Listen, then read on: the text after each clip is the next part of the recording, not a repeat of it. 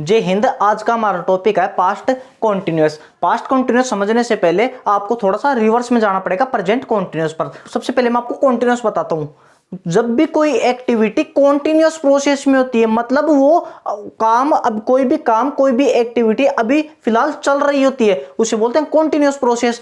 तो उसके साथ अगर हम प्रेजेंट टाइम जोड़ दें तो बन जाएगा प्रेजेंट कॉन्टिन्यूअस, लेकिन उसके साथ हम लगा दे कोई पास्ट का टाइम तो बन जाएगा पास्ट कॉन्टिन्यूअस। इसका मतलब अगर कोई काम प्रेजेंट में कॉन्टिन्यूअस प्रोसेस में है तो प्रेजेंट कॉन्टिन्यूअस, लेकिन अगर कोई काम पास्ट में कॉन्टिन्यूअस प्रोसेस में था तो बन गया पास्ट कॉन्टिन्यूअस। अब मैं आपको प्रेजेंट कॉन्टिन्यूअस और पास्ट कॉन्टिन्यूअस एक हिंट देता हूं। अगर हिंदी के किसी शब्द में आपको है जुड़ा हुआ मिले तो प्रेजेंट, लेकिन अगर हिंदी के किसी शब्द में आपको था जुड़ा हुआ मिले तो पास्ट। अब पास्ट कॉन्टिन्यूअस के लिए जो भी कॉन्सेप्ट्स हैं उन सभी को हम डिटेल से एक एक करके सीखते हैं। तो चलिए बिना देरी की इस वीडियो की शुरुआत करते हैं। पास्ट कॉन्टिन्यूअस की हमारी पहचान है हिंदी शब्दों की क्रिया के अंत में रहा था, रही थी और रहे थे। आप एक बात हमेशा याद रखना कि कभी भी अगर हम प्रेजेंट का यूज करते हैं तो हम लेते हैं वर्ब की फर्स्ट फॉर्म का यूज, लेकिन अगर हम पास्ट का यूज करते हैं तो हम लेते हैं वर्ब की सेकंड फॉर्म का यूज। एक प्राइमरी वर्ब होती है बी, उसकी फर्स्ट फॉर्म होती है इज, एम, आर और सेकंड फॉर्म होती है वॉज या वर। प्रेजेंट कॉन्टिन्यूअस में हमने बी की वर्ब की फर्स्ट फॉर्म यानी इज, एम और आर का यूज लिया था। अब ये है पास्ट कॉन्टिन्यूअस। पास्ट कॉन्टिन्यूअस में चाहिए बी की वर्ब की सेकंड फॉर्म, और बी की वर्ब की सेकंड फॉर्म है वॉज या वर। अब एम और जो इज हेल्पिंग होती है, अब इन दोनों का आपस में पास्ट तैयार कर दिया गया वॉज। वॉज का यूज होगा आई, ही, सी और इट के साथ, और जो आर था उसकी जगह पर हमने यूज ले लिया वर का, तो इसका यूज यू, वी और दे के साथ। कॉन्टिन्यूअस प्रोसेस दिखाने के लिए हमेशा वर्ब की फर्स्ट फॉर्म में आईएनजी लगा दिया जाता है। अब इसके एग्जांपल्स को सोल्व करते हैं। सानिया उन दिनों अंग्रेजी सीख रही थी।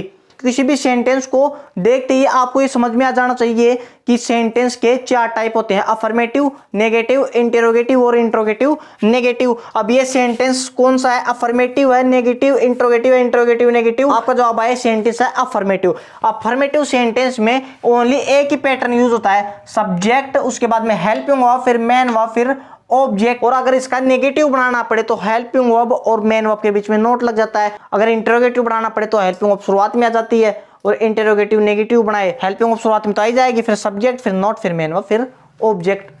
तो चलिए पहले इस एग्जांपल को सोल्व करते हैं। कौन उन दिनों अंग्रेजी सीख रही थी? जवाब मिल रहा है सानिया। सीखना वर्ब, क्या सीख रही थी? अंग्रेजी। कब सीख रही थी? उन दिनों, adverb of time. Subject Sania, helping verb के रूप में वॉज, लर्न, इसमें जुड़ जाएगा आईएनजी, इंग्लिश, दोज, डेज।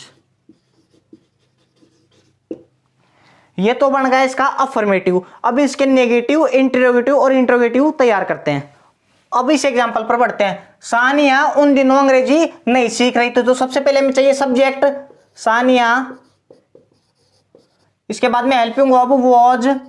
अब सेंटेंस है नेगेटिव, तो नेगेटिव में आ जाएगा नोट, लर्न में आईएनजी, इंग्लिश, दोज, डेज।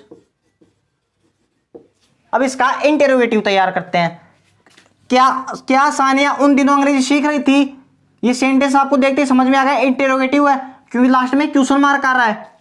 तो इंटरोगेटिव किससे शुरुआत होगा? हेल्पिंग वर्ब से, तो हेल्पिंग वर्ब वॉज, उसके बाद में सब्जेक्ट, लर्न में आईएनजी,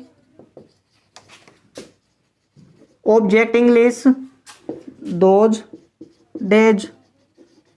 क्या सानिया उन दिनों अंग्रेजी नहीं सीख रही थी? अब ये सेंटेंस है इंटरोगेटिव नेगेटिव, क्योंकि क्वेश्चन भी पूछ रहा है और नेगेटिव भी है, तो ये बन गया इंटरोगेटिव नेगेटिव। तो इंटरोगेटिव है तो हेल्पिंग वर्ब तो शुरुआत में आ जाएगी वॉज, उसके बाद में सब्जेक्ट सानिया, और उसके बाद में note, learning, English, those, days.